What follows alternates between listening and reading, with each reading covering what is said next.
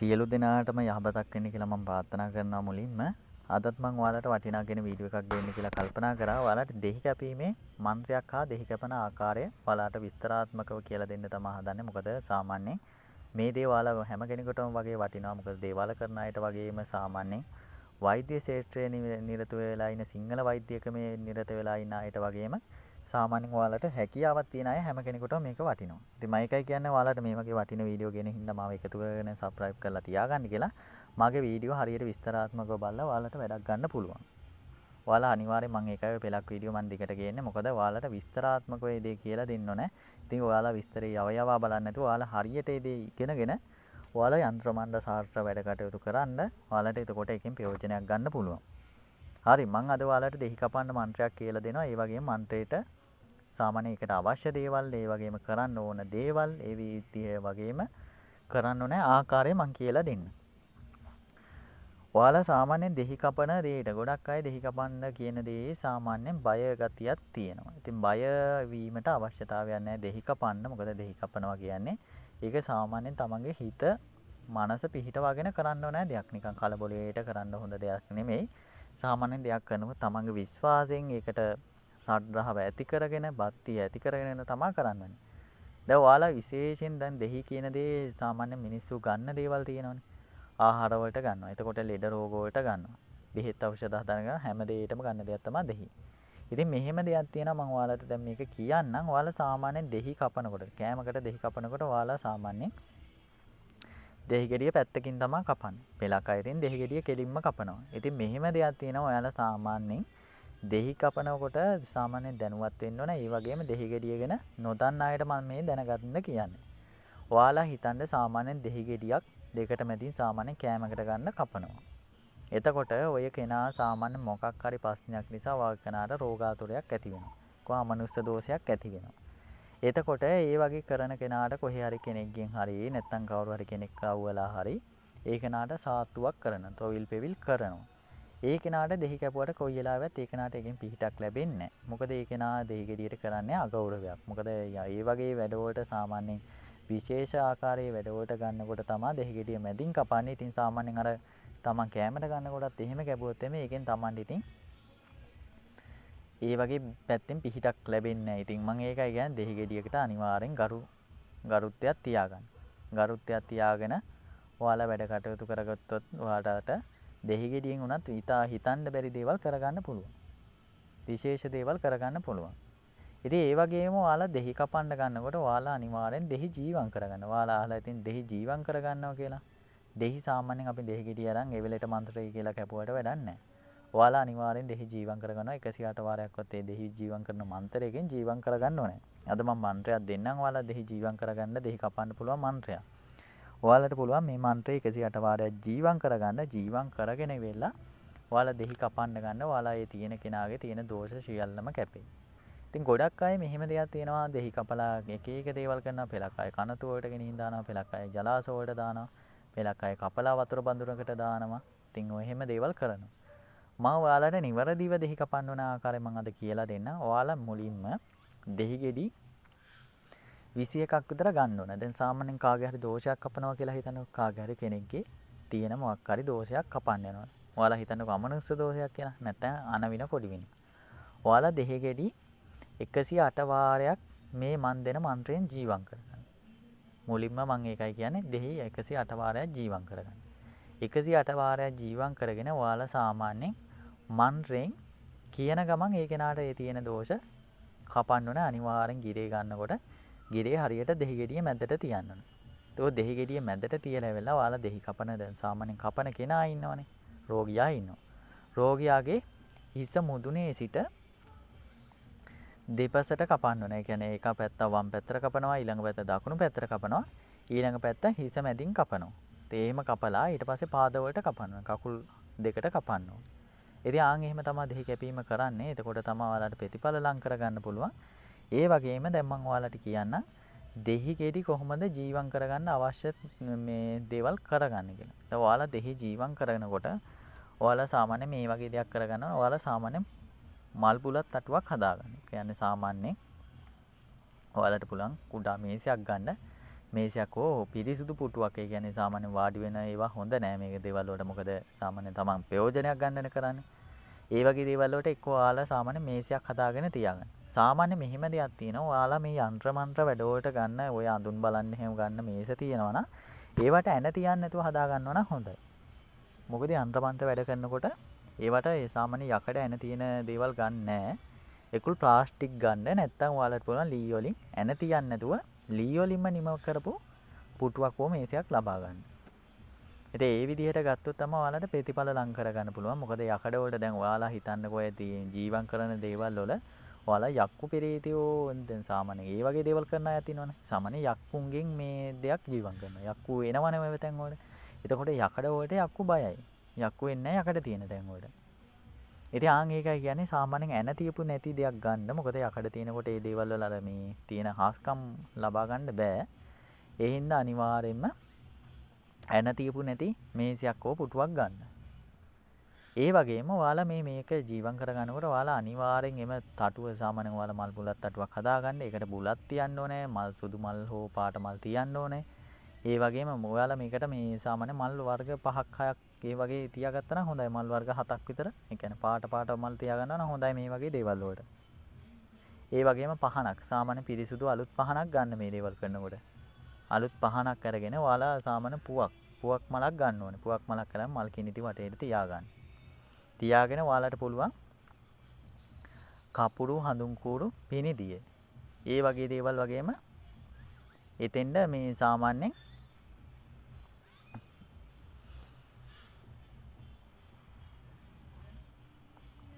සුවඳ දුම් ටිකක් ගන්න. සාම්බ්‍රාණි දුම් ටිකක් අරගෙන මල් බුලත් තටුවට ළඟින් තියාගන්න. ඒ කියන්නේ සාමාන්‍ය ඔයාලා පුටුවක මේ දේ කරනවා නම් නැත්නම් මේසයක කරනවා නම් එතන බිමින් තියාගෙන සුවඳවත් සාම්බ්‍රාණි ගන්න. ඒ කියන්නේ නිකන් අර සුවඳ නිකන් දුම විතරක් තිබිලා සුවඳ නැති දේවල් ගන්න එපා. හොඳ සුවඳ තියෙන සාම්බ්‍රාණි ගන්න. සාම්බ්‍රාණි අරගෙන මේ මල් බුලත් තටුවට දුම් අල්ලන්න. අල්ලලා ඉවරලා ගිරෙත් එතන තියාගන්න. ඒ වගේම ඔයාලා මේ දේවල් ජීවම් කරනවා පිරිත් නූල් පන්දුවක් තියෙනවා නම් ගන්න. පිරිත් නූල් පන්දුවක් අරගෙන ඒක වට කරලා ඉවරලා ඒකත් තියාගෙන ඔයාලා ගිරෙත් ඒක වෙලා ගන්න. ගිරේ වෙලාගෙන දෙහි ටික භාජනයක තියාගන්න සාමාන්‍ය පිරිසුදු භාජනයක. අනිවාර්යෙන් මල් බුලත් තටුවට ඒ කියන්නේ ඔයාලා සාමාන්‍ය එතෙන් දානකොට සුදු රෙද්දක් එල්ල ගන්න මේ මල් බුලත් තටුව හදන මේසෙට හෝ මොකක් මේ පුටුවකට හරි මොකකට හරි. ඒකල්ලා ඉවරලා තමයි ඔයාලා මේ දේ කරගන්න ඕනේ. මොකද දෙයක් කරනකොට ඔයාලා ප්‍රයෝජනයක් ගන්නනේ කරන්නේ. ඉතින් අනිවාර්යෙන් ඒ විදිහේ දාගෙන ඔයාලා මම මේ දෙන මන්ත්‍රයෙන් මම මන්ත්‍රයක් දෙනවා 108 වාරයක් ජීවම් කරගන්න. 108 වාරයක් ජීවම් කරගෙන ඔයාලා සාමාන්‍යයෙන් දැන් දේවාල කරන කෙනෙක් ඉන්නවනම් දේවාල කරන කෙනෙක් ඉන්නවනම් ඕක ජීවම් කරන වෙලාවට ඒ සාමාන්‍යගේ රෝගියා ළඟ තියාගන්න.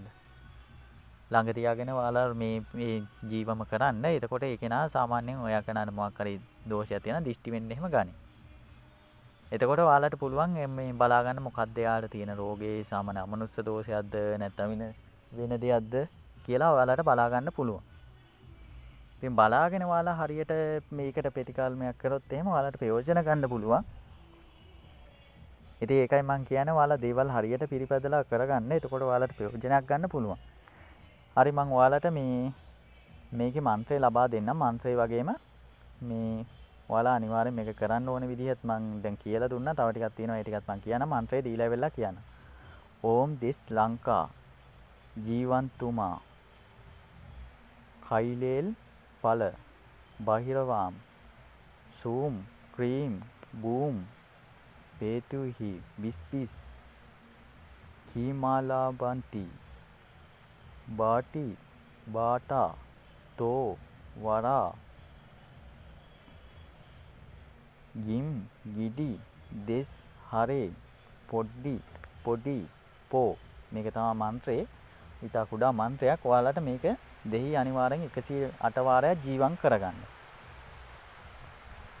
108 වාරයක් දෙහි ජීවම් කරගෙන ඉවෙලා ඔයාලා මේ තියෙන රෝගියා එතන ඉඳව ගන්න ඉන්න ස්ථානේ ඉඳව ගන්න. ඉඳවගෙන ඉවරලා තමයි මේ වැඩ කටයුත්ත කරන්න ඕනේ. ඔයාලා ඉස්සරවම එතන ඉඳවගෙන අර මං කිව්ව ආකාරයට 108 වාරයක් ජීවම් කරගන්න. ජීවම් කරගෙන ඉවෙලා ඒ තියෙන දේවල් ඔක්කොම ජීවම් කරගෙන ඒ කෙනාගේ දෝෂ කපන්න පටන් ගන්න. අනිවාර්යෙන් මේ දේ කරනකොට එමේ ස්ථානයේ වෙන කෙනෙක් තියාගන්න එපා. මොකද සාමාන්‍යයෙන් ඔය අමනුස්ස දෝෂයක් වගේ තියෙනවා නම් එතන තව කෙනෙක් තියාගන්න එපා. මොකද එතනින් ඔය අමනුස්සයා ඒ කෙනාගෙන් අයින් වෙලා අනිත් කෙනාට යන්න ඉඩ තියෙනවා. එහෙම තියාගත්තත් කමන්නේ ඒ කෙනාට අරස්සාවක් දාලා තියාගන්න. මොකද දැන් අමනුෂ්‍යෙක් අයින් කරනකොට අමනුෂ්‍යයා තව කෙනෙකුට වැහෙන්න බලාගෙන තමයි යන්නේ. ඉතින් ඔයාලා මේ විදිහට සාමාන්‍යයෙන් ඔය මේ හරියට තේරුමක් නැතුව කරන්න ගියොත් එහෙම ඔයාලා මෙතනින් අයින් කරනකොට අනිත් කෙනාට වැහෙයි. එතකොට අනිත් කෙනාටත් ඔයාලට යකන්නට වන්න වෙයි.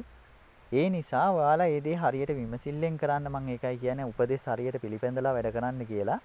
ඔයාලා සාමාන්‍යයෙන් දන්නේ නැතුව වැඩ කරන්න යන්න එපා. මේ යන්ත්‍ර මන්ත්‍ර වැඩ කියන්නේ ඇත්තටම කියනවා නම් පෙලක් අයට ඉතින් ඕක විහිළුවක් වෙනවා. විහිළු වුණාට විහිළුව පැත්තකින් යනවා. ඒ දේ හරියට වෙන්නේ නැතුව දෙයක් වුණොත් එහෙම. ඒ හින්දා අනිවාර්යෙන් මේ දේවල් කරනකොට මොකද ඔයාලා දැන් සාමාන්‍යයෙන් මේ වගේ දේවල් කරනකොට පෙලක් අයගේ නිකන් දරුණු දෝෂ තියෙනවා. පෙලක් අයගේ ඒ සාමාන්‍ය මාරක වගේ තියන අය ඉන්නවනේ. එන මනස දෝෂ ඇති වෙලා රෙව්ව මේවා වෙලා අනවින පොඩි වෙන බලපාලා මාරක වගේ දරුණුවට බලපාන දේවල් තියෙනවා. ඒ වගේ දේවල් තිබ්බොත් එහෙම ඔයාලා මේ කෙනා මුදවන්න ගියොත් එහෙම ඔයාලගේ පිටින් යන්න ඉඩ තියෙනවා. ගොඩක් අයට වෙන දෙයක් නේක. මොකද අපි කෙනෙකුට පින දෙන්න කියන්නේ පව් තියෙන කෙනෙකුට පින දෙන්න ගියොත් එහෙම අපෙන් තමයි ඒ පව යන්නේ. ඉතින් ඒකයි මම ඔයාලට කියන්නේ අනිවාර්යෙන් මේ දේවල් කරනකොට හොඳට දැනුවත් වෙලා වැඩ කරන්න. ඔයාලා හොඳට ඒකයි මම කිව්වා අර දෙයක් කරනකොට ඔයාලට අමනුෂ්‍ය දෝෂයක් තියෙනවා නම් ඔයාලා ඒ දේ ජීවත් කරනකොට ඒක නා දිෂ්ටි වෙන්න ගන්න. එතකොට ඔයාලට පුළුවන් ඒ කෙනත් එක්ක කතා කරන්න.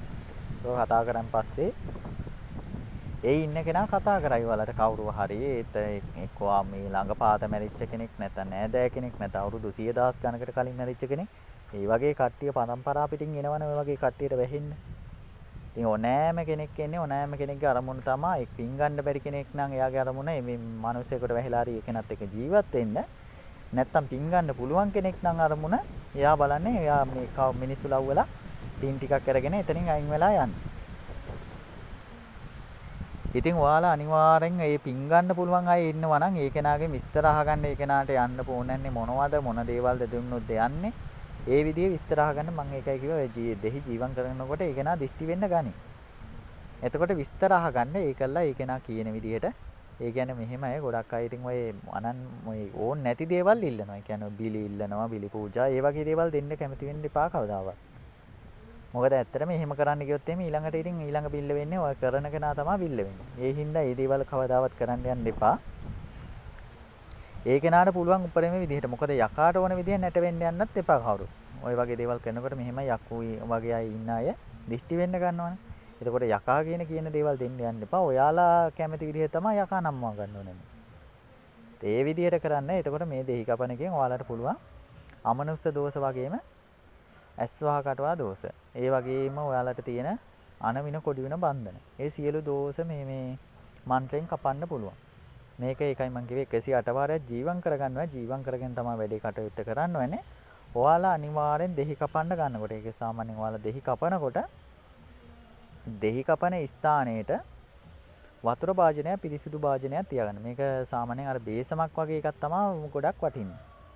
බේසමක් වගේ භාජනයක් තියාගෙන ඔයාලා ඒ කෙනාට දෙහි කපනකොට දෙහි ටික ඔක්කොම කපන්න. කපනකොට ඒ දෙහි උඩ පැත්තට හැරෙනවා නම් ඒ දෙහි කැපෙනවා කියලා තමයි පෙන්නන්නේ. යට පැත්තට හැරුණොත් තාම කැපිලා නැහැ කියන එක තමයි පෙන්නන්නේ.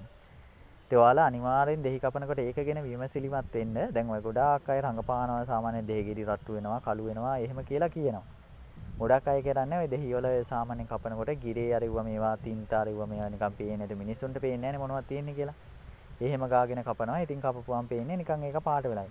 ඒ වගේ රවට්ටන වැඩ කරන්න එපා. මොකද යంత్ర මන්ත්‍ර පැත්තෙන් කවදාම මිනිස්සු රවට්ටන්න හොඳ නැහැ. ඇත්ත දේවල් තමයි කරන්න වෙන්නේ. එතකොට තමයි Tamanට බලයක් පිහිටවන්නේ. Taman කරන දේවල් හරියන්නේ. ඉතින් ඒ හින්දා ඔයාලට මේ සාමාන්‍යයෙන් කරන දේ කැපෙනවද නැද්ද කියලා බලා ගන්න ක්‍රමය තමයි මම මේ කිව්වේ. ඔයාලා අනිවාර්යෙන් දෙහි ගෙඩිය කපලා ඉවෙලා වතුර භාජනයට දාපු ගමන් වතුර භාජනේ උඩ පැත්තට මූණවල් දෙක හැරලා තිබ්බොත් ඒකේ තියෙන දේ කැපෙනවා. ඒ නැතුව යට අතටම හැරුණොත් එහෙම කැපිලා නැහැ කියන එක තමයි පෙන්වන්නේ. ඉතින් ඒක හරියට ඔයාලා දෙහි කපලා දානකොට වතුර භාජනයට දානකොට අනිවාර්යෙන් ඒ ගැන විමසිලිමත් වෙන්න. ඒ කරලා ඉවෙලා ඒ වැඩි හරි ගියේ නැත්තම් ආයෙ පාරක් දෙහි ටිකක් ජීවන් කරගෙන 108 වාරයක් ජීවන් කරගෙන ආයෙ කපන්න.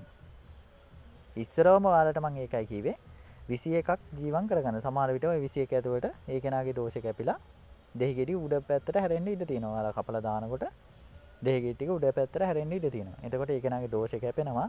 ආයෙ කෙනා දෝෂයක් නැහැ කියන එක තමයි පෙන්වන්නේ උඩ පැත්තට හැරෙනොත් එහෙම. ඉතින් ඔය විදිහට ඔයාලට පුළුවන් තව දේවල් මම ඉස්සරහට කියනවා ඔයාලට ඔය වගේ විදිහට එක එක දේවල් හොයාගන්න, එක එක දෝෂ පරීක්ෂා කරන්න, ඒ වගේ දේවල් පුළුවන්කම තියෙනවා. මම ඒවා ඉස්සරහදී වීඩියෝ එක ගේන්න. ඔයාලා මේ දෙහි කපන වැඩේ ඔයාලා මුලින්ම කරගන්න. මොකද මේ දේ අනිවාර්යෙන් ওই යන්ත්‍ර මන්ත්‍ර පැත්තේ යන අයට. ඒ වගේම සාමාන්‍යයෙන් ওই වගේ දේවල් වලට කැමැත්තක් දක්වන අයට. සාමාන්‍යයෙන් එක එක බල පිහිටවලා තියෙන අයට, වරන් තියෙන අයට මේ දේ සුදුසුයි. මේකට සාමාන්‍යයෙන් ભેදයක් නැහැ. කාන්තාවන්ට පිරිමින්ට ඕනෑම කෙනෙකුට කරන්න පුළුවන්. වයස් ભેදෙකුත් නැහැ මේකට. හැබැයි ඉතින් කරන කෙනාගේ අර මේ බත්තිය තමයි වටින්නේ. මේකට අනිවාර්යයෙන්ම මේක ගැන විශ්වාසයක් තියාගෙන මේ දේවල් කරන කෙනා කවදාවත් නිකමට නිකන් දෙහි ගෙඩි කපන්න එපා දෙකටම ඇදී. මේ වගේ දේවල් වලට විතරක් දෙහි කපන්න, මේ වගේ දේවල් කරනකොට විතරක් දෙහි කපන්න වෙන නිකන් වෙලාවට ඔයාලා සාමාන්‍ය කෑමකට ගන්නවා නම් දෙහි ගෙඩිය පැත්තකින් කපලා කෑමට ගන්න. කවදාවත් දෙකටම ඇදින් කපන්න එපා. මොකද ඔයාලගේ තියෙන බල පිහිටවන එක නැති වෙලා යනවා. කියන්නේ ඔයාලා සාමාන්‍ය බලයක් දැන් සාමාන්‍ය දෙහි කපන්න බලයක් තියෙනවා නම් බලේ නැති වෙලා යනවා ඔයාලා දෙහි ගෙඩියට අගෞරව කරොත් එහෙම. ඉතින් ඒකයි මම කියන්නේ ඔයාලා කවදාවත් දෙහි කපනකොට දෙහි වලට අගෞරව කරන්න යන්න එපා. දෙහි වලට අගෞරව කරොත් එහෙම ඔයාලට තියෙන බලේ නැති වෙන්න ගන්නවා. ඒ වගේම ඔයාලා කරන කියන දේවල් හරියන්නේ නැති වෙයි. ගොඩක් අය ඔය සාමාන්‍යයෙන් ඔය වගේ දේවල් නිකන් විහිළුවට වගේ කරන හින්දා තමයි ගොඩක් අයට සාමාන්‍ය දේවාල කරන අයට උනම් බලයක් නැති වෙන්නේ. කියන්නේ සාමාන්‍ය කලින් හොඳට කරන කෙනාගේ වැඩ ඔක්කොම දේවල් හරි ගියා නම් ඊට පස්සේ හරියන්නේ නැතුව යනවා. ඒක තමන්ගේ වැරද්දක්. මොකද තමන් ඇත්තටම භක්තියෙන් වැඩ කරන්න. මේ දේවල් ගැන කරනවා නම් මේ දේවල් ගැන විශ්වාසය තියාගෙන මිනිස්සු රවට්ටන්න යන්නේ නැතුව හොරබොරු වංචා කරන්නේ නැතුව ඔයාලා නිවැරදිව කරොත් එහෙම මේ දේවල්ෙන් ප්‍රයෝජන ගන්න පුළුවන්. නැත්නම් ඔයාලා ඒක නිකන් බොරු විදිහට නිකන් හංගපෑමක් වගේ කරන්න ගියොත් එහෙම ඔයාලගේ තියෙන බලය නැති වෙනවා. ඒ වගේම තමන්ට වරමක් කොමක් අය දෙයක් තියෙනවා නම් ඒ දේවල් වලත් බල පිඳිලා යනවා. එහෙනම් ඉතින් මම හිතනවා අද මේ වීඩියෝ එක ඔයාලට ගොඩක් වටින්න ඇති කියලා. මේ වගේ ඔයාලගේ සාමාන්‍යයෙන් ඔයාලට තියෙන ප්‍රශ්න ගැටලු ඒ කියන්නේ සාමාන්‍යයෙන් දන්නේ නැති දේවල් තියෙනවා නම් මට කමෙන්ට් එකක් විදිහට දාන්න. ඒ වගේම ඔයාලගේ අදහසුත් මට කමෙන්ට් විදිහට දාන්න. මොකද මට කමෙන්ට් බලනකොට ඇත්තටම ඔයාලගේ කමෙන්ට් දැක්කහම තව වටිනා කියන වීඩියෝ ගේන්න හිතෙනවා. මම දෙකටම ගේන්නම් වීඩියෝ. ඒ වගේම තව වටිනා කියන දේවල් ගැන වීඩියෝ ගේන්න. මාව සබ්ස්ක්‍රයිබ් කරලා එකතු කරගෙන තියාගන්න. මොකද මම දාන වීඩියෝ වල දාපු ගමන් ඔයාලගේ ෆෝන් එකට කම්පියුටර් එකට එයි. එතකොට ඔයාලට ඒකෙන් ජීවිතේට මොනම හරි දෙයක් ගන්න පුළුවන්. ඉතින් හැමෝටම යහපතක් වෙන්න කියලා මම ප්‍රාර්ථනා කරනවා. ඔයාලගේ සියලු වැඩ කටයුතු සර්වාකාරයෙන් සාර්ථක වෙන්න. ඔයාලගේ තියෙන ප්‍රශ්න ගැටලු මොනවා හරි තියෙනවා නම් ඒ කියන්නේ ඔයාලට විශේෂ දේවල් තියෙනවා නම් මගේ නම්බර එක channel එකේ දාලා තියෙනවා. ඔයාලා WhatsApp පණිවිඩයක් එවන්න මට. අනිවාර්යෙන් ඒක දානකොට ඔයාලා පුළුවන් නම් ආණ්ඩ පණිවිඩයක් විදිහට දාන්න. මොකද මට ඒක අහලා මට ඔයාලා ටග් ගාලා එකට පිළිතුරු ලබා දෙන්න පුළුවන්. එහෙනම් සියලු දෙනාටම තෙරුවන් සරණයි.